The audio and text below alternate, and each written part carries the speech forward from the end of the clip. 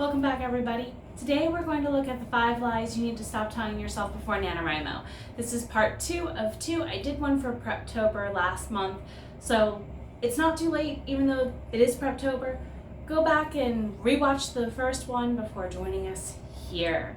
And of course, these are timeless messages. You can watch them any time of year you need to hear them, not just during Preptober and NaNoWriMo. Above all, we're going to make sure you're taking care of yourself and telling those lies in your head that you've allowed other people to convince you to believe are true, that they're not, because you are worth so much. Let's get started.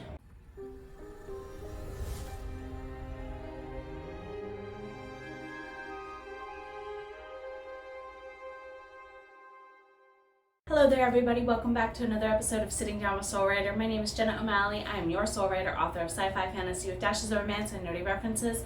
Alongside the raw stories my characters weave throughout time and space, I help other authors get back to their creative phoenix mode through my empowerment and trauma-informed coaching modalities with writing and anything connected to it, kinda. So if you want to go ahead and check out all of the coaching and editing things I have to offer, please go ahead and see the description box below. Now, I did promise you those 5 lies. What are they? You really shouldn't be telling them to yourselves at any point in your creative process. Yes, this may lean a little bit heavy into book writing. Yes, we may get a little woo-woo. Feel welcome to interchange with what is relatable to you and your situation as we go along. Number 1, I don't write well, and I don't have time to write around my full-time job to do this. Okay, no writer truly writes well. I'm saying this as somebody who taught it for a living. I still have a lot to learn about writing. On the other hand, saying it as someone who was a teacher and a writer for 3 years, know your limits, know your boundaries. NaNoWriMo is traditionally 50,000 words. You don't have to hurt yourself in any mental, emotional, self-sabotage, physical stress way if you don't do the 50K. In my opinion, any kind of writing, any amount of writing you get is the right amount for you. It does come down to practice and reps a little bit. I know that those of us who tend to be speed demons with the typing tend to get out more per writing session. Maybe some typing practice is in play, or for those of us who have carpal tunnel type issues, maybe some personal or physical therapy to balance it out. Whichever you need. For some of us, we've been out of the writing saddle on the routine. We have either been running our businesses, running lives, doing editing, doing something else related to being an author, right? So for some of us, we're coming back to writing something completely new from scratch for the first time, possibly since this time last year, this time last month, this time last decade, whatever it is. Sometimes it comes down to putting in the practice and getting used to the reps. Think of it as an athlete. First day one of training camp, when they've come back from the off season. It's not easy, but at the big first game, win or lose at that first game, or that first return to the field, if it's an injury or for whatever reason they're new to a team, it can feel like there's a time of osmosis going on. A time of changing routines and expectations, not just what we expect out of ourselves, but what other people expect out of us too. It takes time. The sooner you can get yourself on board that I can do this, the sooner everybody else yucking your yum will stop being disgusting with the yuck and start realizing you're doing this for you.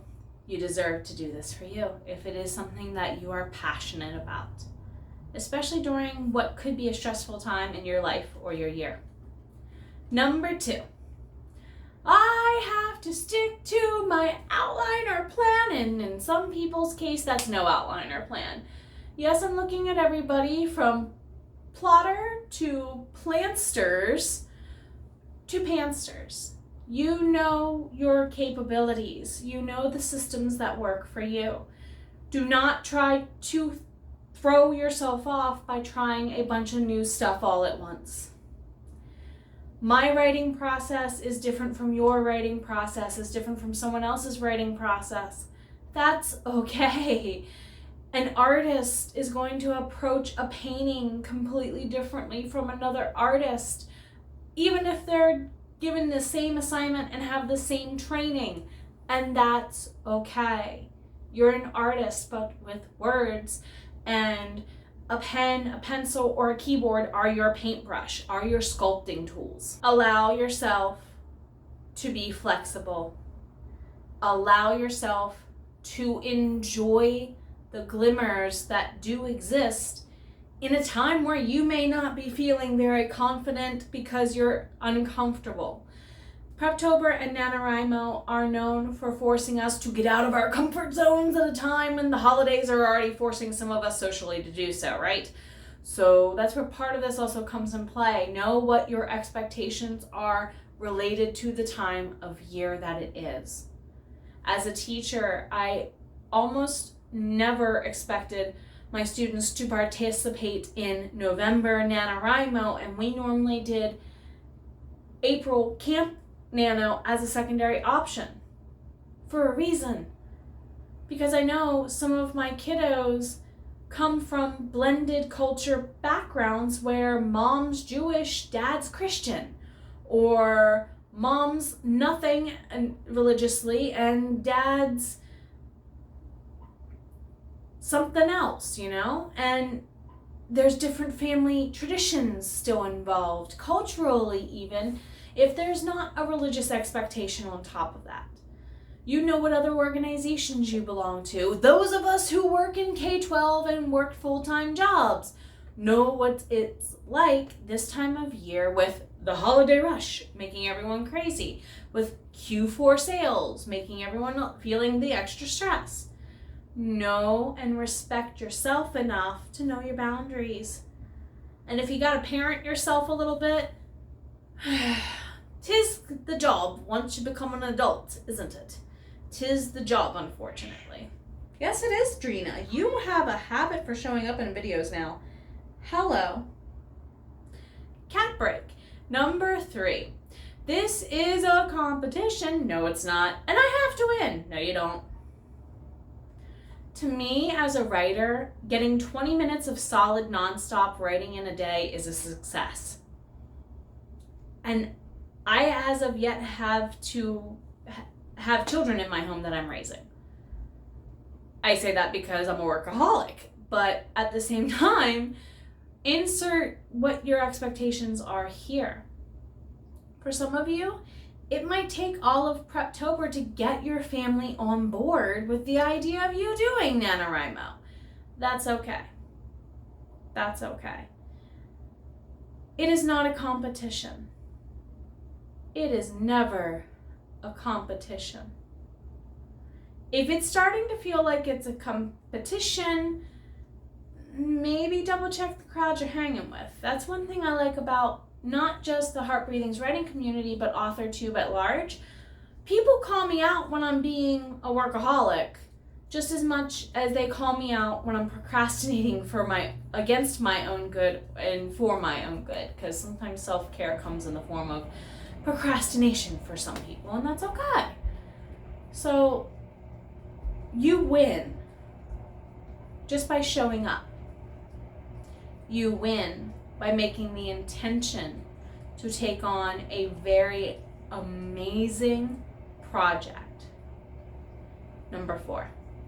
If I don't participate, I'm not a real writer. Considering I have K-12 students partake in NaNoWriMo, they're not real writers. They were taking an elective in high school. Some of them went on to publish it, others not.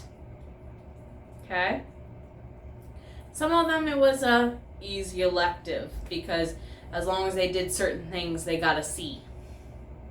If you did all the work, you got an A. You see what I mean? It was workshop style. So at the same time, you don't have to be a professional writer to participate in NaNoWriMo. For some people, NaNoWriMo is old hat. We do it every year, every chance we get, because it's a repeat performance. We're coming back to the ball game.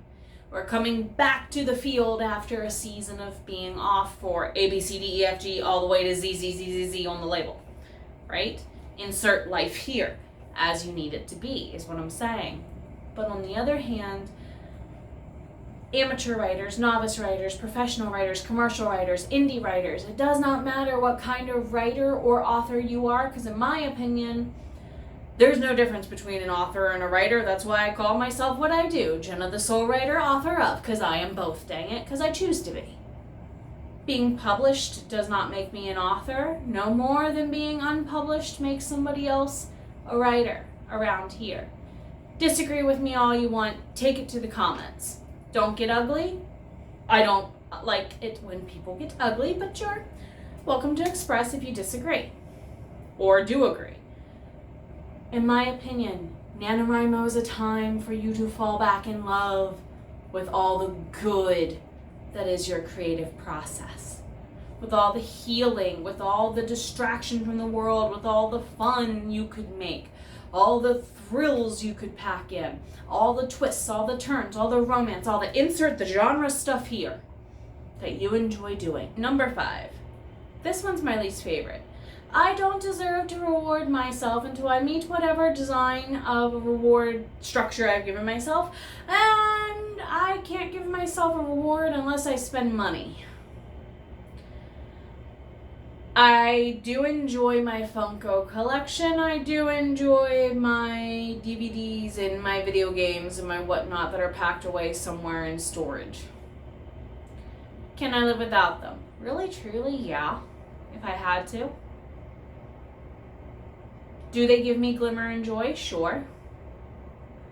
But if you're trapped and strapped for money, then you still deserve to reward yourself. Money's not the only thing that's a reward these days. Money is not the only thing that makes people happy. Yes, it helps. Don't get me wrong. Given the situation we're in right now, where I am in our lives, insert life here, applies for everybody. I get it. Money certainly helps, but it's not the end all be all. Material possessions are not the end all be all. You don't have to always have a thing that's tangible as a reward. Sometimes it's an experience. For me, rewards I've given myself in the past for NaNoWriMos include things like I get to hog the TV and get to play my video games on the TV back when Cody and I basically lived in a one-room studio apartment at our old place, where literally our bedroom, office, living room, and everything were all in a studio apartment-sized room, right? So that was, given our location, a fair thing for me to say. If I get 10,000 words, I get to say what happens on the TV / I get to control what happens on the console, for the gaming console if you have one. It could be I get to go to a park that is nearby that I've always found reasons to not go to because I'm that hermit, right? It could be if you do have a little bit of money and you want to make money stretch, go to the Dollar Tree, see what you can get in multi-packs. I mean, literally, this year, my rewards are I'm going to take myself out on a walk at the end of every writing day. I'm going to force myself to go and walk a new path I've never walked before. That is completely different than what I've done in past NaNoWriMos. Completely different life now than past NaNoWriMos applies. Some of you can see that by comparing last year's video to this year's video alone, right? So you do deserve to reward yourself and give yourself props, because it's not just the end goal that you deserve a reward for, it's all the little steps along the way. Think about it. When we're little and we're first in school, this is what a good teacher should be doing, saying this as a teacher. They should give you cheers for getting the baby steps right.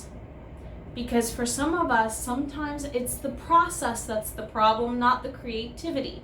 For some of us, sometimes it's the structures in our writing life or the boundaries in our writing lives that are the issues, not us actually sitting down in the chair and either clickety-clackety or swoopity-swoopity doing the thing, either on a screen or on paper as appropriate. So I invite you during the last couple of weeks of Preptober to not just stand up for your own self and continue to show up for yourself, but you should do so to the levels that you would as if you were cheering a friend on. Some of us in this community cheer for others way louder than we have ever cheered for ourselves. I see you. This is your hug, okay? When I say I see you, I'm hugging you, okay? Because I know there are some people out there who very much do not celebrate themselves. And I'm here to tell you, I see you. Stop sleeping on my friend, please. Take care of yourself. Stop believing the lies other people tell you. You're worth it. You always have been. And this is my hug to you. Happy Preptober. Happy NaNoWriMo. Happy Q4. You're a rock star, and I long for the day when you can click publish so I can cheer you on, just as I do when you show up around here and give me the chance to do so. I hope to see you in my sprints on the routine, and check out all the other videos around the channel. Thank you for being you. Soul Writer, out.